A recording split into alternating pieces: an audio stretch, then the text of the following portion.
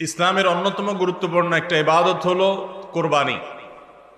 আর এই কোরবানি আমাদের দোরগোড়ায় উপস্থিত। আমরা অনেকে ইনশাআল্লাহ আল্লাহর নির্দেশ পালনার্থে কোরবানি করব। আল্লাহ বলেছেন, ফাসাল্লি লিরাব্বিকা ওয়ানহার, তুমি তোমার রবের নির্দেশে সালাত আদায় করো এবং কোরবানি করো। এই কোরবানির ইবাদত এমন একটি ইবাদত, এই ইবাদতের প্রতি আমাদের দেশের মানুষের আগ্রহ অন্যান্য ইবাদতের তুলনায় একটু বেশি। আলহামদুলিল্লাহ, তুলনামূলকভাবে অন্য অনেক ইবাদতের চাইতে কোরবানি করার ব্যাপারে আমাদের আগ্রহ একটু বেশি। এটার বিশেষ কারণ আছে। অন্যতম বড় যে কারণ সেটি হলো যে এটাকে আমরা উৎসব এবং কালচার হিসাবে নিয়েছি। সন্দেহ নেই এটা উৎসব, সন্দেহ নেই এটি কালচার, কিন্তু এটার প্রধান উদ্দেশ্য যদি ইবাদত না হয় তাহলে সেই আমল, সেই ইবাদতের, সেই ভালো কাজের বিনিময় আল্লাহর কাছে আশা করা যাবে না। সম্মানিত ভাইরা, যেহেতু কোরবানি আমাদের সামনে চলে আসছে, এজন্য আমাদের কোরবানিকে অর্থবহ করবার জন্য আমরা আজকে কয়েকটি গুরুত্বপূর্ণ বক্তব্য, গুরুত্বপূর্ণ কয়েকটি নির্দেশনা দিতে চাই। প্রথম কথা হলো যে আমাদের কোরবানির উদ্দেশ্য যদি হয় ফ্রেশ গোশত আহরণ করা, আমাদের কোরবানির উদ্দেশ্য যদি হয় সমাজের মানুষের সামনে নিজের ইজ্জত রক্ষা করা, প্রতি বছর কোরবানি দেই, এবছর না দিলে মানুষ কি বলবে, বাচ্চারা কার মুখের দিকে চেয়ে থাকবে, আত্মীয় স্বজন, নতুন আত্মীয় স্বজন কি মনে করবে, এ সকল উদ্দেশ্য যদি আমাদের কোরবানির পেছনে কাজ করে তাহলে সেই কোরবানি আল্লাহর কাছে মাকবুল বা গ্রহণযোগ্য কোনো কোরবানি হবে না। কোরবানি প্রসঙ্গে আল্লাহ রাব্বুল আলামিন বলেছেন, ইন্নামা ইয়াতাকাব্বালুল্লাহু মিনাল মুত্তাকিন, আল্লাহ তাআলা শুধুমাত্র মুত্তাকিদের ত্যাগ, তাদের উৎসর্গ, তাদের কোরবানি, তাদের স্যাক্রিফাইস, এটা আল্লাহ তাআলা কবুল করবেন। অতএব যাদের ভিতরে তাকওয়া নাই তাদেরটা আল্লাহ তাআলা গ্রহণ করবেন না, কবুল করবেন না। আমরা যে আয়াত পড়েছি সেই আয়াতও দেখেছি, আল্লাহ রাব্বুল আলামিন ইরশাদ করেছেন যে আমাদের কোরবানির রক্ত, আমাদের কোরবানির পশুর গোশত, এর কিছুই কি আল্লাহর কাছে যায়? কিছুই আল্লাহর কাছে যায় না। অন্য সব ইবাদত, আর্থিক ইবাদত, এটার ফিডব্যাক আমাদের কাছে আসে না সাধারণত। আমরা যখন দান সাদাকা করি, দান সাদাকা করলে ওইটা কি নিজে খাওয়া যায়? যখন দান করি, সাদাকা করি, তখন ওটা আল্লাহর তরফ থেকে গরিবদেরকে দিয়ে দিতে হয়, নিজে খাওয়া যায় না। কোরবানি এমন একটা ইবাদত যে আমরা কোরবানি করার সময় বললাম বিসমিল্লাহি আল্লাহু আকবার, আল্লাহুম্মা লাকা মিনকা ওয়া লাক, আল্লাহ আপনার পক্ষ থেকে পেলাম এবং আপনার উদ্দেশ্যেই কোরবানি করলাম বলতেছি। তো আল্লাহর উদ্দেশ্যে দিয়ে দেওয়ার পর নিয়ম হলো আল্লাহর বান্দাদের মধ্যে গরিব যারা, দুঃখী যারা, তাদেরকে দিয়ে দিব। এটাই তো সাদাকার নিয়ম, দানের নিয়ম। কিন্তু কোরবানি এমন একটা ইবাদত যে ইবাদত আমি আল্লাহর উদ্দেশ্যে করলাম, আল্লাহকে খুশি করার জন্য জবে করলাম, কিন্তু গোশতটা আবার আল্লাহ আমাকে খাওয়ার অনুমতি দিয়েছেন। এটা অন্য ইবাদতে নাই। এখন এই ইবাদতে যদি গোশত খাওয়াটা মুখ্য হয়, গোশত আহরণ করা মুখ্য হয়, সমাজে মানুষের কাছে মুখ উজ্জ্বল করা মুখ্য হয়, আসল উদ্দেশ্য যদি হয় দুনিয়াবি বা পার্থিব বিষয় আশয়, আসল উদ্দেশ্য যদি হয় শো অফ করা, আসল উদ্দেশ্য যদি হয় মানুষকে দেখানো, আসল উদ্দেশ্য যদি হয় আত্মীয় স্বজনের কাছে মুখ রক্ষা করা, বাচ্চা কাচ্চা কার দিকে চেয়ে থাকবে, সেটা যদি উদ্দেশ্য হয় তাহলে এটা ইবাদত হবে না। এজন্য কোরবানির আগে সর্বপ্রথম যে বিষয়টি খুব জরুরি সেটা হলো আমাদের উদ্দেশ্যগুলোকে একটু ঝালাই করে নেওয়া, আমাদের উদ্দেশ্যগুলোকে একটু রিচেক করে নেওয়া। আমরা কেন কোরবানি করব? আমাদের কোরবানির উদ্দেশ্যটা কি? যদি শুধুমাত্র আল্লাহ সন্তুষ্টি উদ্দেশ্য হয় আর সে উদ্দেশ্যে আমি কোরবানি করি, গোশত আমার মুখ্য না, তাহলে সেক্ষেত্রে একটা গরু আমি যে দামে কিনেছি বাজার দর তার চাইতে আরো অনেক কম, তাহলে আমার আফসোস হওয়ার কথা না। কারণ আল্লাহ তাআলা সওয়াব দেওয়ার সময় গোশত কয় কেজি হয়েছে সেই হিসাবে দিবেন, নাকি আমি কি পরিমাণ টাকা আল্লাহর রাহে খরচ করলাম সেই পরিমাণ দিবেন? আমার খরচ করা টাকা আল্লাহর উদ্দেশ্যে যদি এটা নিয়োগ করে থাকে তাহলে 1 লক্ষ টাকার গরু আপনি কোরবানি দিচ্ছেন, নিয়ত যদি সহি হয়, বিশুদ্ধ হয়, দুনিয়াবি কোনো ধান্দা যদি না থাকে, তাহলে আল্লাহ তাআলা সওয়াব কি 1 লক্ষ টাকার দিবেন, নাকি ওই গরুটার দাম বাজারে 80,000, আপনি কিনছেন 1 লাখ, তাহলে আল্লাহ বলবেন না তুমি কেন বেশি দিয়ে কিনছো, ওইটার দায়িত্ব তোমার, আমি 80,000 সওয়াব দেব, এমন হবে? কিন্তু তারপরেও আমরা কোরবানির পশু কেনার পর দেখা যায় ওইটা নিয়ে আমাদের অনেকের হেজিটেশন থাকে, আফসোস থাকে। হ্যাঁ, সন্দেহাতীত ভাবে আপনি মার্কেটে যে গরুর বাজারে যে মূলামূলি করে উপযুক্ত ন্যায্য মূল্যে আপনি কিনবেন, অতিরিক্ত দাম কোনো যৌক্তিক কারণ ছাড়া আপনি কসাইকে বা গরু বিক্রেতাকে কেন দিবেন, সেটা দেওয়ার কোনো যুক্তি নাই। আপনি অবশ্যই মূলামূলি করে ন্যায্য মূল্যে কেনার চেষ্টা করবেন, কিন্তু কেনার পর এর দাম কত হইলো না হইলো, গোশত কয় কেজি হলো, পার কেজি কত পড়লো, তাতে লস হইলো না লাভ হলো, এগুলা সবগুলো প্রমাণ করে যে কোরবানির উদ্দেশ্যে ভেজাল আছে। ভাইরা আমার,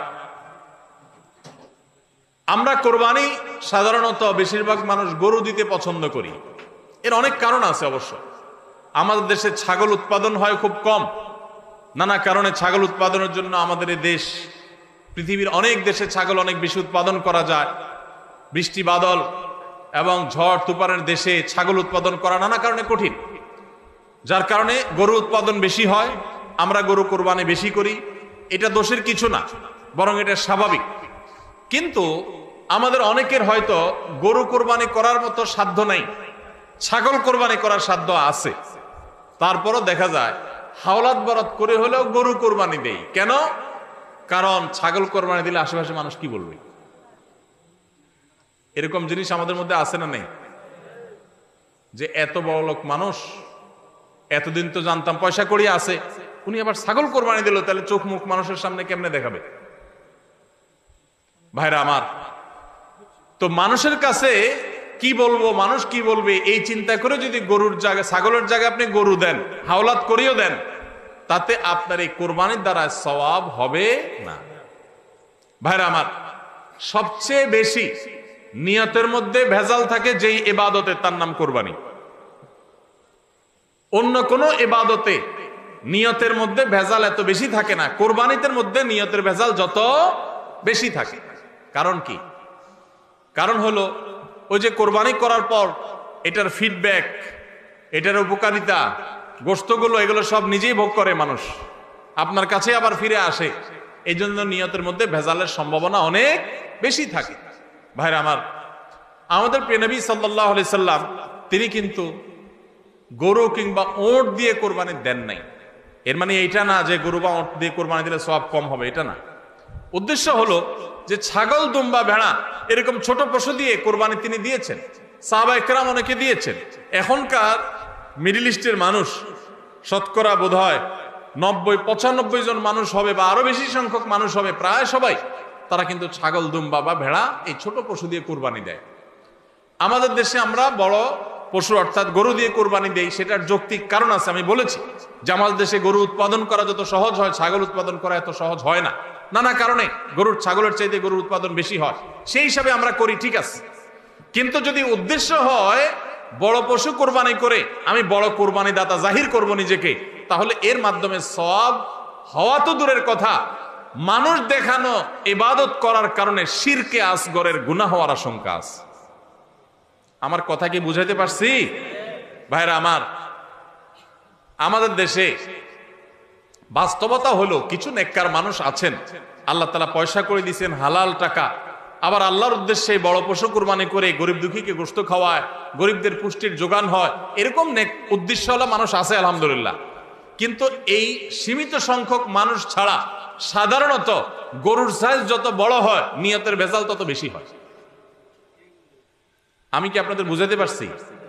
সাধারণত গরুর সাইজ যত বড় হয় নিয়তের ভেজাল তত বেশি হয়। সব ক্ষেত্রে এটা প্রযোজ্য না। অনেক নেককার মানুষ আছেন যে গরুর সাইজে বড়, মাশাআল্লাহ নিয়তটাও খালেস, আবার উপার্জনও হালাল, এরকম আল্লাহর বান্দাও আছেন, কিন্তু তাদের সংখ্যা খুবই কম। সাধারণত গরুর আকার যত বড় হয়, এই বেশিরভাগ এই শ্রেণীর কোরবানি দাতাদের নিয়তে ভেজাল বেশি। আপনি ঢাকা চলে যাবেন, গুলশান, বাড়িধারা, ঢাকার একেবারে এলিট শ্রেণীর মানুষের বসবাস যে সমস্ত এলাকায়, সে সমস্ত এলাকায় দেখবেন এক এক বাড়ির ভিতরে গ্যারেজে বিশাল বড় বড় 3টা 4টা 5টা গরু, এক একটা 4 লাখ 3 লাখ 5 লাখ এরকম দামের গরু। এই বাড়িওয়ালাদের বেশিরভাগ লোকদেরকে দেখবেন জীবনে এরা মসজিদের ধারে কাছেও যায় না, কিন্তু কোরবানিটা করে মাশাআল্লাহ। কারণ কি? একে তো কোরবানি করে গরিব দুঃখী লাইনে দাঁড়ায় থাকবে, আপনার চেয়ারে বসে বসে গরিব দুঃখীরে কোরবানি গোশত দেব, ভালোই তো লাগে। একটা বাকাওয়াতি জাহির হয়, দানবীর সেটা জাহির করা যায়, উৎসব হয়, আনন্দ হয়। আমি আগে বলেছি কোরবানি এটা উৎসব, কোরবানি একটা ইবাদত, এটা ইসলাম এবং মুসলমানদের সংস্কৃতি, সন্দেহ নেই। কিন্তু সব কিছুর উপরে ইবাদতের মানসিকতা প্রাধান্য থাকতে হবে। কারণ ইব্রাহিম আলাইহিস সালাম যে কোরবানি করেছিলেন, সেই কোরবানি মূলত আল্লাহর নির্দেশ পালনার্থে করেছিলেন। তিনি মূলত আল্লাহর কাছে প্রমাণ করেছেন বা আল্লাহর কাছে প্রকাশ করেছেন যে আল্লাহ যত আদেশ করেন, যত নিষেধ করেন সব তিনি মানবেন। এমনকি নিজের সন্তানকে কোরবানি করার নির্দেশ আল্লাহ করার পর সেটাও মানতে তিনি প্রস্তুত হয়েছেন। আল্লাহ সন্তান কোরবানি হইতে দেন নাই, কিন্তু তিনি পরীক্ষায় পাশ করে ফেলেছেন। এই কোরবানি আমাদেরকে শিক্ষা দেয় আল্লাহর আদেশ নিষেধ আমার যুক্তিতে ধরুক আর না ধরুক, আমার বুঝে খাটুক বা না খাটুক, আমার পক্ষে যাক আর বিপক্ষে যাক, আমার ভালো লাগুক আর না লাগুক, সর্বাবস্থা আমি আল্লাহর আদেশ নিষেধ মেনে চলবো। এটাই হলো কোরবানির প্রধান শিক্ষা। আল্লাহ তাআলা আমাদের সবাইকে সেই শিক্ষা মাথায় রেখে শুধুমাত্র আল্লাহকে খুশি করার উদ্দেশ্যে কোরবানি করার তৌফিক দান করুন। মেয়ে বিয়ে দিয়েছেন বা ছেলে বিয়ে করাইছেন, ব্যয়ের বাড়ি থেকে মেহমান আসবে, ব্যয়েরা জিজ্ঞেস করবে ব্যয় কি কোরবানি দিচ্ছেন, একটা ব্যাপার সেপার আছে। তখন যদি বলেন যে ব্যয় সাহেব এবার টাকা পয়সা হাতে নাই, সেজন্য এবার কোরবানি দিব না, তাহলে মুখ থাকে। এই জন্য একটা কোরবানি দেওয়া লাগে। এই কোরবানি কি ব্যয় হিসাবের জন্য হলো না আল্লাহর জন্য হলো? এই ব্যয় হিসাবের জন্য কোরবানি করলে সেটা সওয়াব হবে না, বরং শিরক হবে, শিরকে আসগর। এটাকে শিরকে আসগর বলা হয়। আল্লাহ তাআলা আমাদের সবাইকে আল্লাহকে খুশি করার জন্য কোরবানি করার তৌফিক দান করুন। আল্লাহকে খুশি করার জন্য যে কোরবানি করছেন, মাঝে মধ্যে একটু অ্যাসিড টেস্ট করবেন। অ্যাসিড টেস্ট বলবো, ধরেন আপনি প্রতি বছর গরু কোরবানি করেন, এক বছর হঠাৎ করে ছাগল কোরবানি করেন, ছাগল কোরবানি করেন, আপনি বলবেন এই বছর তাহলে তো গরু গোশত দিতে পারবো না, তো আরো কয়েকটা ছাগল কিনে কোরবানি আরো বেশি করা যায়, তো একজনে একটা বেশি করলে সমস্যা নাই। ছাগল অনেকগুলো কিনে গরিব দুঃখীদেরকে দিয়ে দেন, তারা কোরবানি করে তারা গোশত খায় ফেলাকে আপনার তরফ থেকে কোরবানি হয়ে যাবে। আপনি একটা ছাগল করেন, দেখেন এটা মানাইতে পারেন কিনা নিজেরে। যদি কোনো অসুবিধা না হয় মানাইতে, তাহলে আলহামদুলিল্লাহ আল্লাহ শুকর আদায় করতে পারেন যে আপনার নিয়তের মধ্যে বোধহয় ভেজাল নাই। আর যদি মনে হয় না প্রতি বছর গরু দেই, এবার ছাগল দিলে কেমনে হয়, মানুষ কি বলবে, তাহলে বুঝতে হবে ডাল মে কুছ কালা নেই, পুরা হি কালা হয়। আল্লাহ তাআলা আমাদের সবাইকে ইখলাসের সাথে তাকওয়ার সাথে কুরবানির এই আমলটি সম্পাদন করার তৌফিক দান করুন। ভাইরা আমার, কুরবানির সামনে আসছে, এখন থেকে আমরা একটু পরিবারের সদস্যদেরকে নিয়ে বসি, বাচ্চা সহ ফ্যামিলির সব সদস্যরা একটু বসেন, মশওয়ারায় বসেন, পরামর্শ মজলিসে বসেন, বসে জিজ্ঞাসা করেন আমরা আসলে কোরবানিটা কেন করতেছি। গোশত খাওয়া, ফ্রেশ গোশত আহরণ করা, মানুষের সামনে নিজেদের মুখ উজ্জ্বল করা, কি ধান্দা, উদ্দেশ্য কি? একজন একজন করে সবাই মতামত নেন এবং এটা নিশ্চিত করেন যে আমরা আল্লাহর জন্যই কোরবানি করছি। এটা কিভাবে নিশ্চিত করব? একটা তো বললাম যে বিশাল বড় গরু কোরবানি করেন সব সময়, এবার একটু ছাগল কোরবানি করেন, দেখেন তো মনরে মানাইতে পারেন কিনা। কারণ আপনি বলবেন ভাই গরু কোরবানিতে অনেক টাকা লাগে, ছাগলে তো অনেক কম টাকা লাগে, তাহলে এই কোরবানি ওইটা চাইতে কিভাবে উত্তম হয়? আমি উত্তম বলতেছি না, আমি বলতেছি যে আপনার নফস, আপনার মন মানে কিনা যে আমি গরুর জায়গায় ছাগল কোরবানি করলেও তো হবে, হবে না হবে না? কেউ যদি ছাগল কোরবানি করে তার কোরবানি হবে কি হবে না? হবে। কোরবানি ছাগলও করা যায়, গরুও করা যায়, ভেড়াও করা যায়, দুম্বাও করা যায়, মহিষ দিয়েও করা যায়, উট দিয়েও করা যায়, এসব পশু দিয়ে কোরবানি করা যায়। অতএব আপনি এবছর একটু ছাগল দিয়ে করেন, বাকি গরু কেনার যে আরো বাজেটের টাকা ছিল সেগুলো দিয়ে আরো কয়েকটা ছাগল কিনে গরিব মানুষকে দিয়ে দেন, ওটা যাতে এলাকা মানুষ টেন না পায়, অন্য এলাকায় দিয়ে দেন। আমরা সুন্নাহ ফাউন্ডেশনের তরফ থেকে সারা দেশে বিভিন্ন জায়গায় জায়গায় কোরবানি করি। অনেক প্রবাসী আছেন, অনেকে ইউরোপ আমেরিকার এমন এমন দেশে আছেন সেখানে কোরবানি চাইলেও করা যায় না, সুযোগ নাই। বা দেশে অনেকে আছেন যে তার হয়তো সে সুযোগ নাই, ক্যাপাসিটি নাই, নানা কারণে সুবিধা অসুবিধা আছে। তো আমরা তাদের তরফ থেকে কোরবানি করে দেশের বিভিন্ন গরিব দুঃখীদের আপনার বাসা বাড়িতে আমরা তাদের ঘরে ঘরে গোশত পৌঁছাই দিই। তো আপনি গরুর বাজেটের টাকা দিয়ে একটা ছাগল কিনে বাকি টাকা দিয়ে এরকম ছাগল কিনে মানুষকে দান করে দেন, জবাই করে অন্য মানুষকে গোশত দিয়ে দেন, এলাকা দিলেন না, মানুষ টের পারো না। তাহলে মনকে মানাতে পারেন কিনা দেখেন। এটা হলো অ্যাসিড টেস্ট। আমি বলতেছি না সবসময়, মাঝে মধ্যে এরকম করে দেখেন যে মন মানে কিনা। যদি দেখেন যে না মন মানে, তাহলে আলহামদুলিল্লাহ ভাইরা আমার। আর একইভাবে মাঝে মধ্যে আমার কোরবানি আমি জবা করলাম, গোশত সব দিয়ে দিলাম, ফ্রিজে খুব একটা ভরলাম না, অল্প স্বল্প রাখলাম। কারণ আল্লাহ তাআলা বলেছেন ফাকুলু মিনহা ওয়া আতি'মুল বাঈসাল ফাকির, ফাকুলু মিনহা ওয়া আতি'মুল কানি'a ওয়াল মু'তার। কোরবানি গোশত নিজেও খাবো, গরিব দুঃখীকেও খাওয়াবো, যে চায় তাকেও দিব, যে চায় না আত্মীয় স্বজন তাদেরকেও দিব। অতএব মুস্তাহাব এই তিনও ভাগে ভাগ করা, কিন্তু এটা ফরজ ওয়াজিব না। তাহলে আমি পরিমাণ একটু কম রেখে বেশিরভাগই দিয়ে দিলাম। মন মানে কিনা দেখেন, মন মানে কিনা। অনেকে আছেন লামসাম সামান্য একটু দিয়া আর সব ফ্রিজে ঠেলতে ঠেলতে ফ্রিজের দরজায় লাগে না, পারলে রশি দিয়া বাঁধে যে দরজা লাগে না।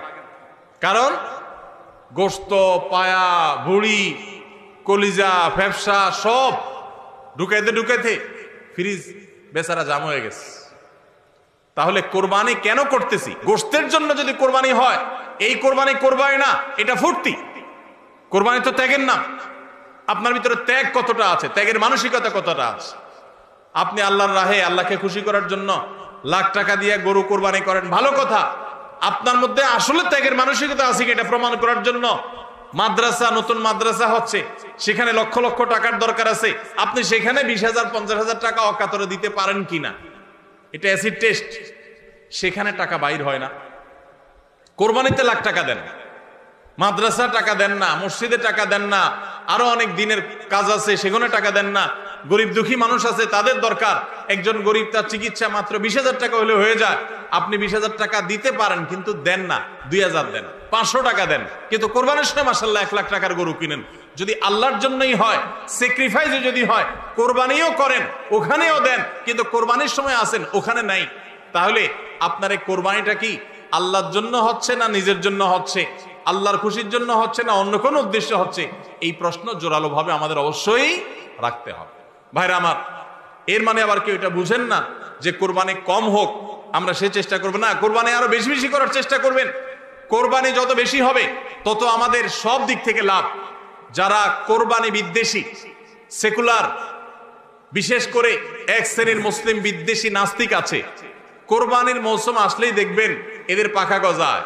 এরা দেখবেন গরুর প্রতি মায়া এত বেশি, এত দরদ। তারা বলে আরে এতগুলো গরু জবাই করে ফেলা হবে, এই গরুগুলোর ভিতরে প্রাণ আছে, কত নির্মমতা। এরকম দেখবেন এরা এখন থেকে, এই কয়দিন পর থেকে দেখবেন সোশ্যাল মিডিয়াতে, ফেসবুকে তাদের এই সমস্ত জিগি শুরু হয়ে যাবে, আছে না নাই? এরা আবার সকাল বিকাল বিফ ছাড়া, মাটন ছাড়া, অর্থাৎ গরু গোশত আর খাসি গোশত ছাড়া, মুরগির গোশত ছাড়া তাদের নাস্তাও চলে না।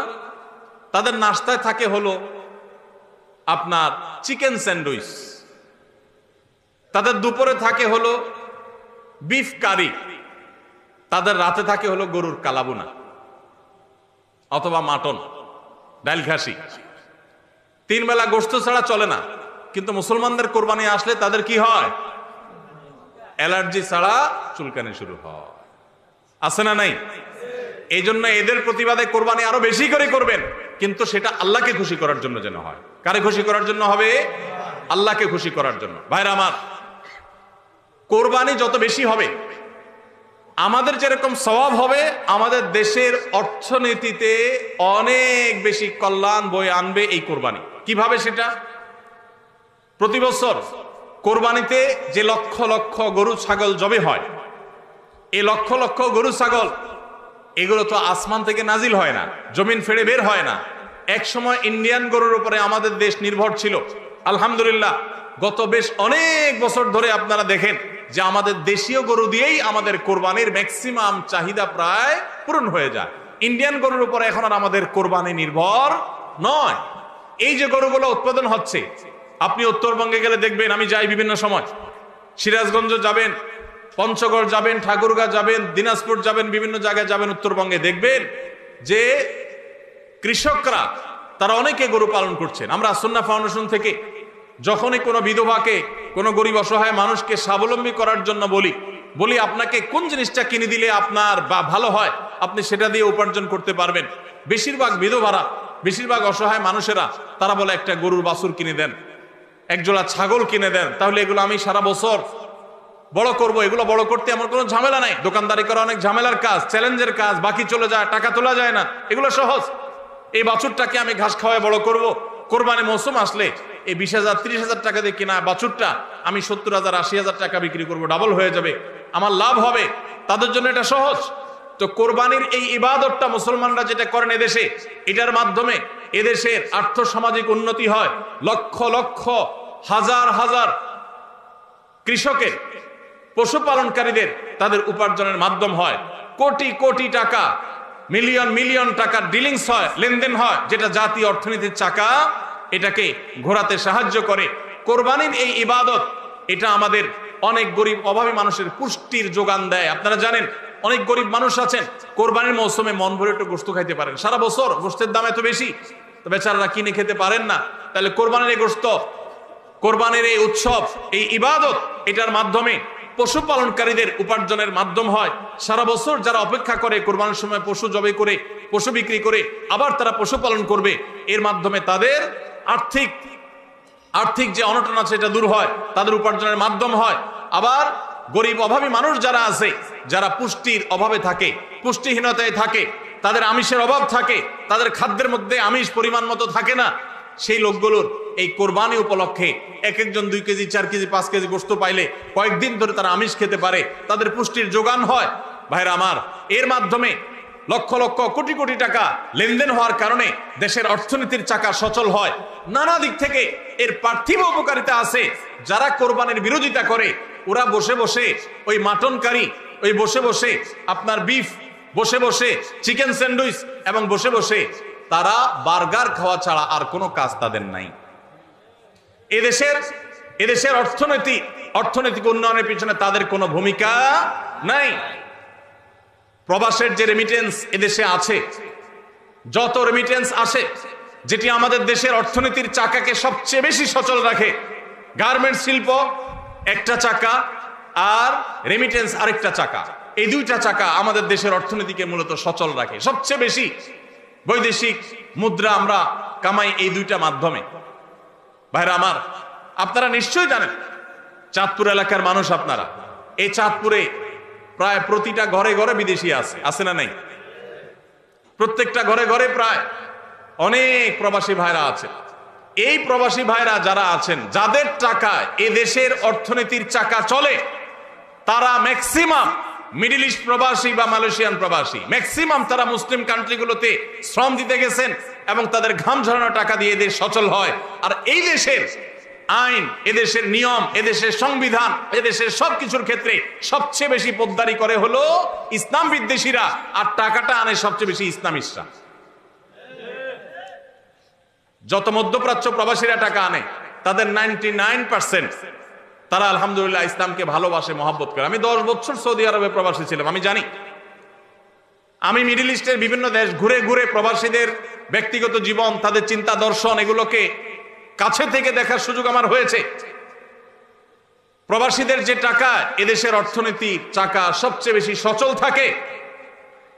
আমি ইউরোপ আমেরিকায় থাকা প্রবাসী ভাইদের প্রতি শ্রদ্ধা রেখে বলছি, তাদের মধ্যে অনেকে আছেন তারা দেশকে ভালোবাসেন, কিন্তু ম্যাক্সিমামের অবস্থা হলো যে তারা যদি ওই সমস্ত দেশে একবার যেতে পারে, তাহলে দেশে জমি জমা, বাড়ি গাড়ি যা আছে এগুলা বিক্রি করে ডলার করে হুন্ডির মাধ্যমে নিয়ে যায়।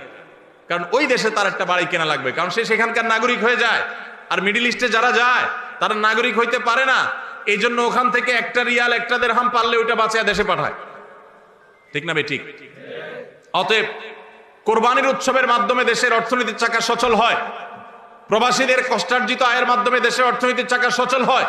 এদেশের অর্থনীতির চাকা সচল হওয়ার পেছনে সবচেয়ে বেশি ভূমিকা যাদের, তাদের বিরুদ্ধাচরণকারী, যাদের কোনো ভূমিকা নাই, বসে বসে বার্গার খাওয়া ছাড়া, চিকেন আর বিফ কাট আপনার মাটন খাওয়া ছাড়া যাদের আর কোনো কাজ নাই, এরাই কোরবানি আসলে গরুর জন্য মায়া কান্না শুরু করে। এজন্য এদের প্রতিবাদে আরো বেশি বেশি করে কোরবানি করবেন। আপনাদেরকে কোরবানি কম করতে বলি নাই, কিন্তু কোরবানির উদ্দেশ্য যেন হয় আল্লাহকে শুধু খুশি করা, সেটা নিশ্চিত করতে হবে। সবাই চেষ্টা করবো তো ইনশাআল্লাহ। আল্লাহ আমাদের সবাইকে আল্লাহর উদ্দেশ্যে কোরবানি করার তৌফিক দান করুন। তাহলে কোরবানি আসার আগে আগে নিজেকে নিজে জিজ্ঞাসা করবেন, পরিবারের সদস্যরা বসে নিজেদের মধ্যে পর্যালোচনা করবেন যে আমরা কোরবানিটা কেন করছি, আমাদের উদ্দেশ্যটা কি। আমাদের উদ্দেশ্য হবে আল্লাহর নির্দেশ পালনার্থে আমি আমার অর্থ করি, এটা ব্যয় করলাম। একটা পশু কিনলাম, ঈদের আগের রাতে কিনবেন না, পারলে 2-4 দিন আগে কিনবেন। যত বেশি আগে কিনতে পারেন তত ভালো। কিনলে ওই পশুটাকে আপনি নিজে হাতে খাওয়াবেন, গোসল করাবেন, ওইটাকে পরিপালন করবেন, প্রতিপালন করবেন, ওটার মধ্যে একটা মায়া হবে। এরপরে সেই পশু যখন জবে হবে নিজের কাছে একটু খারাপ লাগবে। এটা এক ধরনের স্যাক্রিফাইস। ফজর নামাজ যখন পড়বো মনে চায় না, তারপরে কষ্ট করে উঠে পড়বো, এটা স্যাক্রিফাইস। তো কোরবানির এই ইবাদত আমাদেরকে স্যাক্রিফাইস এবং ত্যাগ শিখায়। আল্লাহকে সন্তুষ্ট করার জন্য আমরা যেই কোনো ধরনের স্যাক্রিফাইস করার চেষ্টা করব। আল্লাহ আমাদের সবাইকে তৌফিক দান করুন। ভাইরা আমার, আমাদের কোরবানি যেন অর্থবহ হয়, বিশুদ্ধ হয়, এবং আমাদের কোরবানি যেন ত্রুটি মুক্ত হয়, এই ইবাদতের সওয়াব যেন আমরা আল্লাহর কাছে লাভ করি, সেজন্য দ্বিতীয় যে পরামর্শ দিতে চাই বা যে দ্বিতীয় আমলটি কথা বলতে চাই সেটি হলো কোরবানির পশু এটা যারা বানাবে সে সমস্ত কসাইদেরকে উপযুক্ত মজুরি আমরা দিব, তাতে কোনো কার্পণ্য করব না। কিন্তু কোরবানির পশুর কোনো গোশত মজুরি হিসাবে দেওয়া যাবে না। কোরবানির পশুর গোশত যদি মজুরি হিসাবে দেন তাহলে সেটা জায়েজ হবে না, আপনার কোরবানি হবে না। মানুষ যদি এতগুলো পিছনে থাকেন, ফ্যানের বাতাস তো আসে না, আপনাদের পিছে কাজ কি?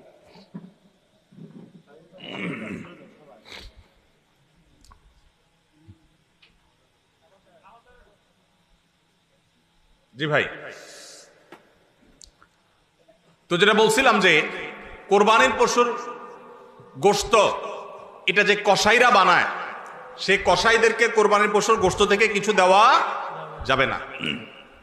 এখন আপনি বলবেন, ভাই কেমন কথা, যেই বেচারা কোরবানির পশুটা জবে করলো, সরি গোশতটা প্রস্তুত করলো, চামড়াটা ছিললো, এত কষ্ট করে বানাইলো, গোশতগুলো সব নিয়ে বাসাতে উঠে যাবো আর তার কিছুই দেবো না, কেমন হয়?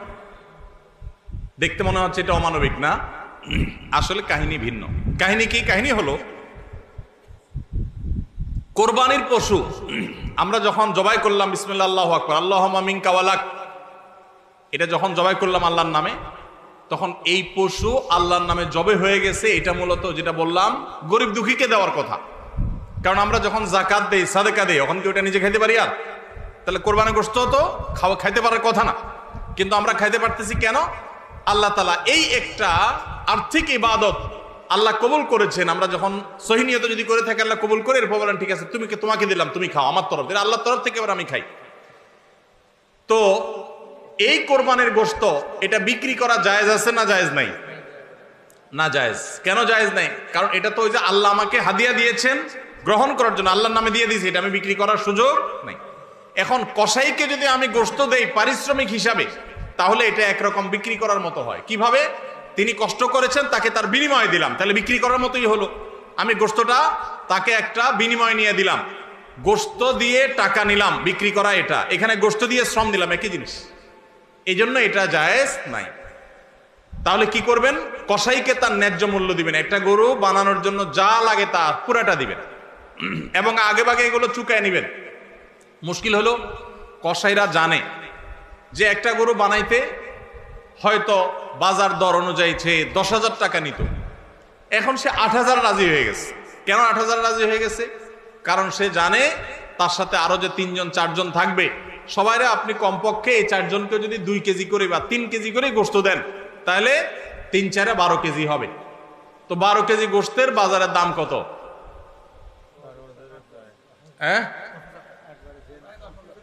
তাহলে চিন্তা করবে সে যে আমার তো এই দিক দিয়ে 2,000 টাকা ছাড় দিলাম আর পাইলাম তার চাইতে আরো অনেক বেশি।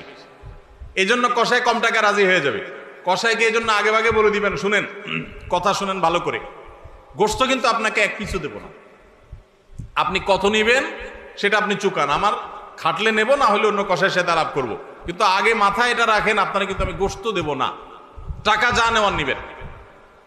নবী করিম সাল্লাল্লাহু আলাইহি সাল্লাম আলী রাদিয়াল্লাহু তাআলাকে এটা বলে দিয়েছেন, কোরবানি করার সময় বলে দিয়েছেন, দেখো কসাইকে কিন্তু কোরবানি গোশত দিবা না, কোরবানি গোশত শুধু না, কোরবানি পশুর কোনো কিছু বিনিময় সে দিবা না, তাকে টাকা দিবা আলাদা, যত টাকা লাগে সেটা দিবা, গোশত দিবা না, তাহলে বিনিময় হয়ে যাবে, এটা জায়েজ হবে না, তোমার কোরবানি হবে না।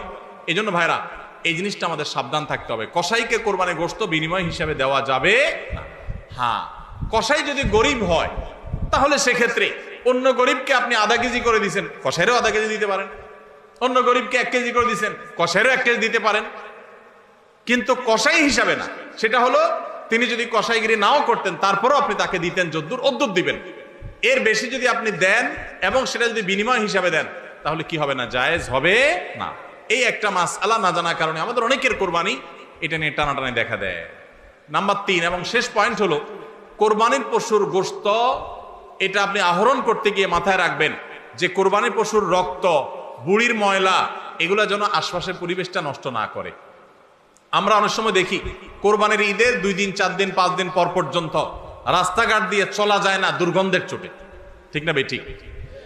এবং কোরবানির মৌসুমে প্রায় বিভিন্ন বছরে দেখি আমরা বন্যা হয়, এই ময়লাগুলো পানির সাথে বিভিন্ন জায়গায় ছড়ায় পড়ে। বিশেষ করে আমাদের বাইরে আশেপাশে রাস্তাঘাট দিয়ে পথচারীরা যখন চলে, আপনার কোরবানির পশুর দুর্গন্ধ, এটার ময়লা, রক্ত, এগুলো যদি আশপাশে পরিবেশ নষ্ট করে, মানুষের নাক ধরে, মানুষ অসুস্থ হয়, নানা রকমের রোগ তৈরি হয়, এখান থেকে নানা রকম রোগবালাই ছড়ায় এবং মানুষের কষ্টের কারণ হয়, তাহলে কোরবানি দিয়ে আপনি সওয়াবের পরিবর্তে গুনাহ হওয়ার আশঙ্কা আছে। এই জন্য নিজ দায়িত্বে আমার পশুর কোরবানির রক্ত গর্ত করে এমন ভাবে কোরবানি করব যে সব গর্তে চলে যাবে এবং মাটি চাপা দিয়ে দিব এবং পানি দিয়ে এমন ভাবে পরিষ্কার করে দিব, ব্লিচিং পাউডার ইত্যাদি দিয়ে এমন ভাবে পরিষ্কার করব যাতে করে আশপাশের কোনো মানুষের কষ্ট না হয়। অনেকে আছেন কোরবানির বুড়ি ময়লাগুলা যেখানে সেখানে ফেলে দিয়ে রাস্তার পাশে উনি বুড়িটা নিয়ে চলে গেছেন, এটা কোনো ভালো মুসলমানের কাজ না, এটা ফাসেক মানুষের কাজ। নবী করিম সাল্লাল্লাহু আলাইহি সাল্লাম ঈমানের শাখা বলতে গিয়ে বলেছেন, ইমাতাতুল আযা আনিত তারিক, ঈমানের একটা শাখা হলো রাস্তায় এমন কিছু যদি কেউ কষ্ট ফেলে রাখে যেটাতে আরেকজনের কষ্ট হয়, সেটা আপনি আরেকজন ফেললে আপনি সরাই দিবেন, এটা হলো ঈমানের দাবি। আর আপনি নিজে যদি ফালান সেই জিনিসটা, যে জিনিসটা মানুষের কষ্ট হয়, তাহলে এটা তো কুফরির অঙ্গ হবে। কথা কি বুঝাইতে পারছি? আমরা অনেকে কোরবানি করি কিন্তু এই জিনিসগুলো খেয়াল করি না যে আমার কোরবানিটাকে অনর্থক করে দিতে পারে, অর্থহীন করে দিতে পারে, সওয়াবের পরিবর্তে গুনাহ হতে পারে। এই জন্য কোরবানির পশুর রক্ত, ময়লা, বুড়ির ময়লা, এই সবগুলোকে আমরা নিজ দায়িত্বে একেবারে পরিষ্কার করে রাখবো। মনে থাকবে তো ইনশাআল্লাহ? আল্লাহ তাআলা আমাদের সবাইকে কোরবানির এই ইবাদতকে আল্লাহকে সন্তুষ্ট করবার উদ্দেশ্যে খালেস এবং বিশুদ্ধ নিয়তে, সহি নিয়তে, এবং এই কোরবানিকে আল্লাহ তাআলা বিশুদ্ধ উপায়ে আমাদেরকে সবাইকে সম্পাদন করার তৌফিক দান করুন। আমাদের কোরবানির পশুর রক্ত বা পশুর কোনো কিছু দুর্গন্ধ বা কোনো কিছু, কোনো ময়লা যেন পরিবেশকে দূষিত না করে, মানুষের কষ্টের যেন কারণ না হয়, আল্লাহ তাআলা আমাদের সবাইকে সে বিষয়গুলোকে মেনে চলার তৌফিক দান করুন। কে কত ভালো কোরবানি করলেন, কে কত ভালো মুসলমান, দায়িত্বশীল মুসলমান, এটা বোঝা যাবে কোরবানির পর পশু যেখানে কোরবানি করেছেন আশেপাশে কোনো জায়গায় কতটা পরিষ্কার আছে না আছে, এটার উপরে। এটা হলো মিটার, এটা দিয়ে মাপা যাবে যে আপনি মুসলমান, ইসলাম কতটা বুঝছেন। শুধুমাত্র জবাই করলেন আর গোশত খাইলেন, ইবাদত হয়ে গেল, এত সোজা না। আল মুসলিমু মান সালিম আল মুসলিমুনা মিন লিসানিহি ওয়া ইয়াদিহি, যার হাত মুখ দ্বারা অন্য মুসলমান নিরাপদ থাকে, সেই মুসলমান। আপনার জবাই করা পশুর রক্ত, এটার গন্ধ কয়দিন পরে ছড়াচ্ছে, শুকায় রক্ত গন্ধ বাইর হয়েছে, ময়লা আছে সেগুলোর গন্ধ বাইর হয়েছে, তা অন্য মানুষের কষ্ট হচ্ছে, আপনি মুসলমান হতে পারলেন না, আপনার এটা ইবাদত হলো না। এই জন্য এই একটা বিষয় মনে হতে পারে ছোট্ট বিষয়, এই ছোট্ট বিষয়টাই কিন্তু আমাদের ইবাদতকে নষ্ট করে দিতে পারে। আমরা সবাই খেয়াল করবো তো ইনশাআল্লাহ। আল্লাহ তাআলা আমাদের সবাইকে আমল করার তৌফিক দান করুন। জাযাকুমুল্লাহ খাইর।